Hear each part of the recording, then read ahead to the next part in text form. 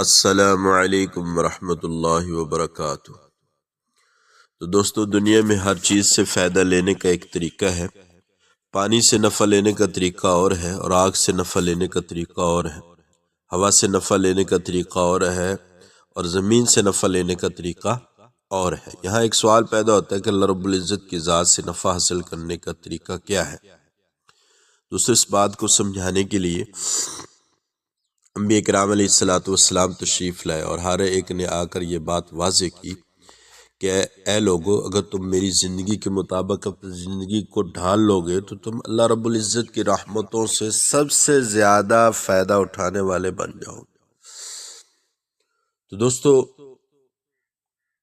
دنیا میں بھی فائدہ ملے گا اور آخرت میں بھی فائدہ ملے گا۔ گویا دین اسلام ہمیں دنیا اور آخرت کی عزتیں دینے کے لیے آیا ہے۔ یہی وجہ ہے کہ صحابہ اکرام رضی اللہ تعالیٰ عنہم مجمعین فرمایا کرتے تھے، اعزنا اللہ تعالیٰ بہذا الدین، اللہ تعالیٰ نے ہمیں اس دین کی وجہ سے عزتیں عطا فرمائی۔ یہ ممکن ہی نہیں کہ انسان دین پر عمل کرے، دین کو اپنا اوڑھنا بچھونا بنائے، دین کی خاطر اس کا جینا مرنا ہو، اور پھر اس کو دنیا اور آخرت کی عزتیں نہ ملے۔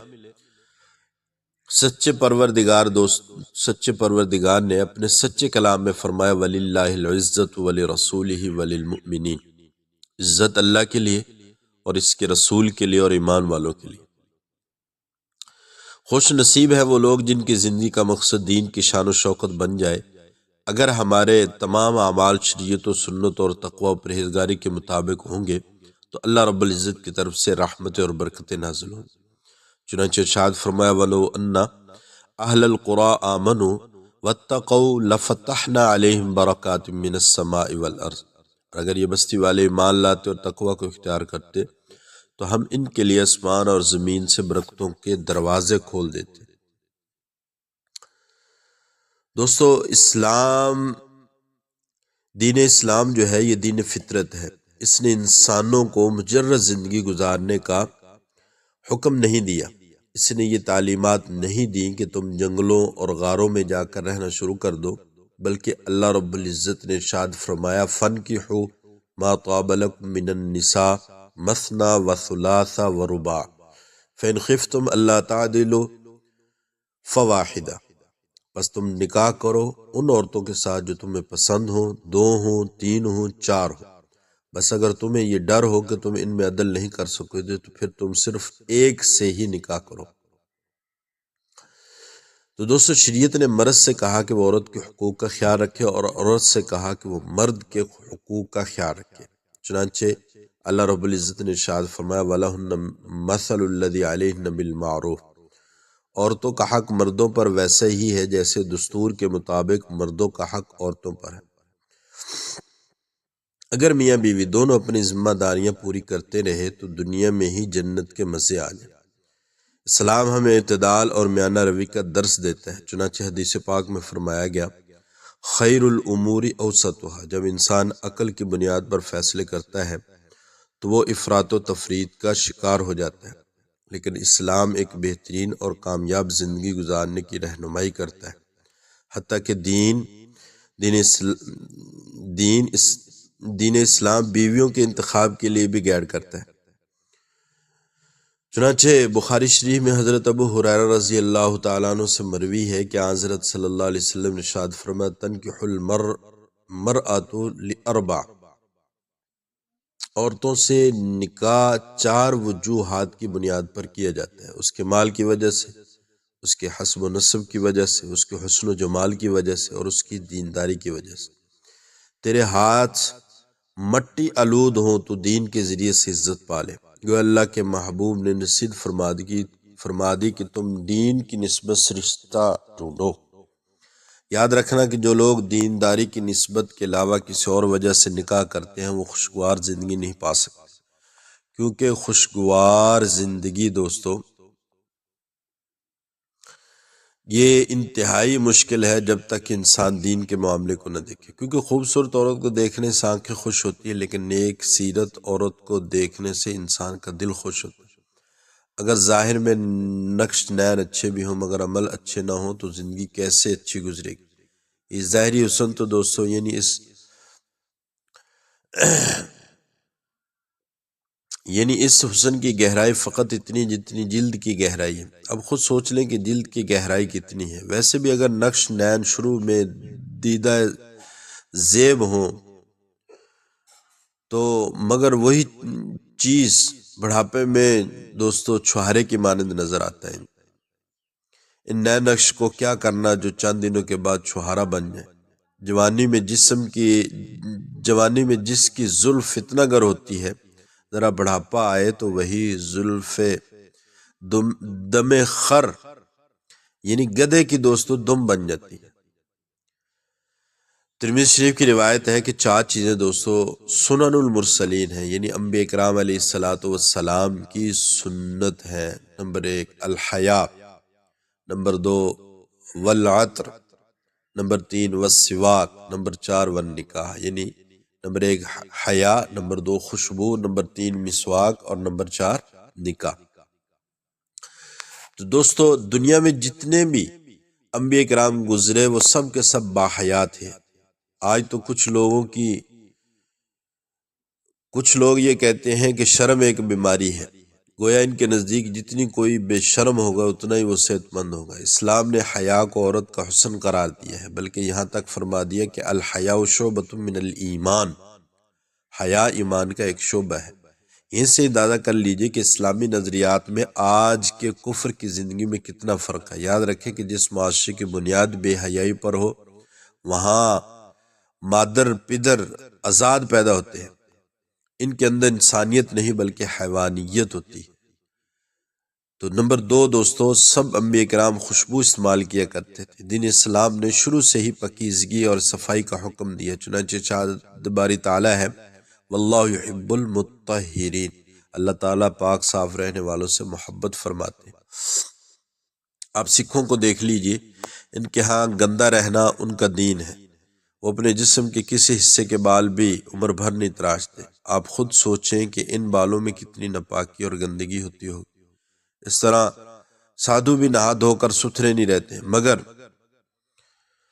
دین اسلام کو حسن و جمال دیکھیے کہ کبھی تو نبی علیہ السلام نے دوست ارشاد فرمایا کہ الطہور شطر الایمان، طہارت ایمان کا حصہ ہے، اور کبھی فرمایا الطہور نصف الایمان، طہارت آدھا ایمان ہے۔ جو اپنے ظاہر کو پاک نہیں رکھ سکتا وہ بھلا اپنا باطن کو کیا پاک کر سکتا ہے۔ تیسری چیز دوستو جو انبیاء کرام کی سنن میں سے ہے وہ ہے مسواک۔ تمام انبیاء کرام مسواک کیا کرتے تھے۔ نبی علیہ السلام نے ارشاد فرمایا کہ اگر مجھے امت پر بوجھ کا ڈر نہ ہوتا تو میں مسواک کرنے کو فرض قرار دیتا۔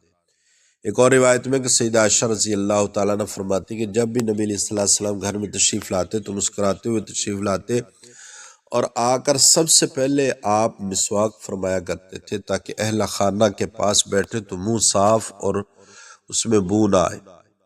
ایک اور روایت میں کہ جو نماز مسواک کر کے پڑھی جائے وہ اس نماز سے 70 گنا فضیلت رکھتی ہے جو مسواک کے بغیر پڑھی جائے۔ ایک اور روایت میں ہے کہ نبی علیہ السلام نے ارشاد فرمایا کہ اپنے منہ کو صاف رکھا کرو، اس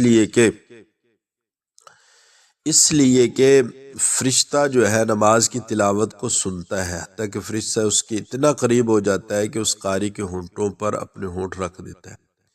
یہ فضیلت اس نمازی کے لیے جو مسواک کر کے نماز پڑھ رہا ہے۔ ایک اور روایت میں ہے کہ اللہ کے محبوب نے ارشاد فرمایا کہ اگر تم اپنے منہ کو صاف رکھو تو تمہاری عورتیں زنا کا ارتکاب نہیں کیا کریں گی۔ یاد رکھنا کہ منہ کو صاف رکھنے کی 2 سنتیں ہیں، منہ کو صاف رکھنا بھی سنت ہے اور منہ میں مسواک مارنا بھی سنت ہے۔ کئی لوگ لکڑی کی مسواک تو کر لیتے لیکن منہ صاف نہیں ہو پاتے، جس کی وجہ سے بدبو آ رہی ہوتی ہے۔ اس سے ایک سنت پر تو عمل ہو جاتا ہے لیکن منہ کو صاف رکھنے کی سنت پر دوستو وہ پوری نہیں ہوتی۔ دوستو پہلے زمانے میں غذائیں سادہ تھیں، وہ جو کہ خشک روٹی کھاتے یا ستو پھانکتے اور پھر اوپر سے پانی یا دودھ استعمال کرتے تھے، جس کی وجہ سے منہ کو صاف رکھنا آسان تھا۔ اس وقت نہ تو آج کے دور کی ایس کریم ہوتی تھی اور نہ ہی مرغن غذائیں۔ آج کے دور کی غذاؤں سے اپنے منہ کو صاف کرنے کے لیے اگر مسواک کام پورا نہیں کرتا تو آپ کو چاہیے کہ برش پر دوائی لگا کر استعمال کریں اور منہ کو بو سے صاف رکھیں۔ ہم نے بعض لوگ لوگوں کو یہ کہتے ہوئے سنا کہ یہ تو انگریزوں کا طریقہ ہے۔ نہیں، ہرگز نہیں، بلکہ منہ کو صاف کرنا شروع سے ہمارے مشائخ کا طریقہ رہا ہے۔ دوستو، آج کے دور میں عورتیں سمجھیں کہ مسواک کرنا صرف مردوں کے لیے سنت ہے، یہ ان کی غلط فہمی ہے۔ اچھی طرح ذہن نشین کر لیں کہ مسواک کرنا مردوں کے لیے بھی سنت ہے اور عورتوں کے لیے بھی سنت۔ عورتیں لکڑی کی مسواک کی جگہ کیکر، بادام یا اخروٹ کی چھال استعمال کریں، ان کے لیے یہی سنت ہے۔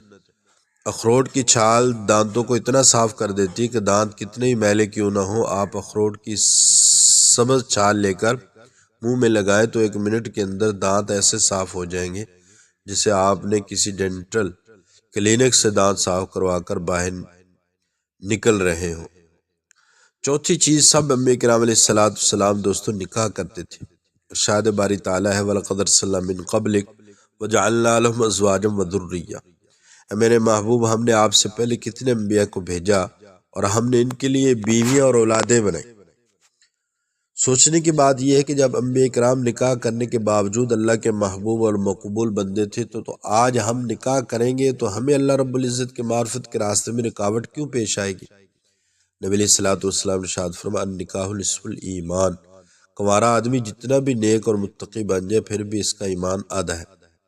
اسے کامل ایمان اس وقت نصیب ہو جب نکاح کر کے اپنی ذمہ داریاں پوری کرنے کے قابل ہو جائے گا۔ آج دین سے دوری کا یہ حال ہے کہ کئی گھروں میں بچیاں 10 15 سال سے جوان ہو چکی ہوتی ہیں، لیکن ان کے والدین کہتے ہیں کہ ان کا رشتہ باہر نہیں کرنا، یقین جانے کہ وہ اپنے لیے جہنم خرید رہے ہیں۔ ہمارے حضرات ان معاملات میں بڑے محتاط ہوتے تھے۔ ہم نے اپنے بزرگوں کے حالات زندگی میں پڑھا ہے کہ اگر کسی کے ہاں جوان العمر بیٹی ہوتی، اسے جوان ہوتے ہوئے چند سال ہو چکے ہوتے اور اس کا والد اس کا نکاح نہ کر رہا ہوتا تو وہ اس کے کنویں سے پانی بھی نہیں پیا کرتے تھے۔ اس نے جوان بیٹی کے گھر میں بٹھایا ہوا ہے اور جس بندے نے قرض لیا ہوتا تھا وہ ارادتاً قرض نہیں لوٹا رہا ہوتا تھا تو ہمارے بزرگ اس کی دعوت قبول نہیں کیا کرتے تھے اور کہتے کہ اس کے گھر کا کھانا کھانا حلال نہیں ہے، کیونکہ اگر اس کے پاس پیسے اتنے فالتو ہیں کہ وہ دعوت کر رہا ہے تو وہ قرض ادا کیوں نہیں کرتا؟ تو سو جہاں نکاح سستا ہوگا وہاں زنا مہنگا ہوگا، اور جہاں نکاح مہنگا ہوگا وہاں زنا سستا ہوگا۔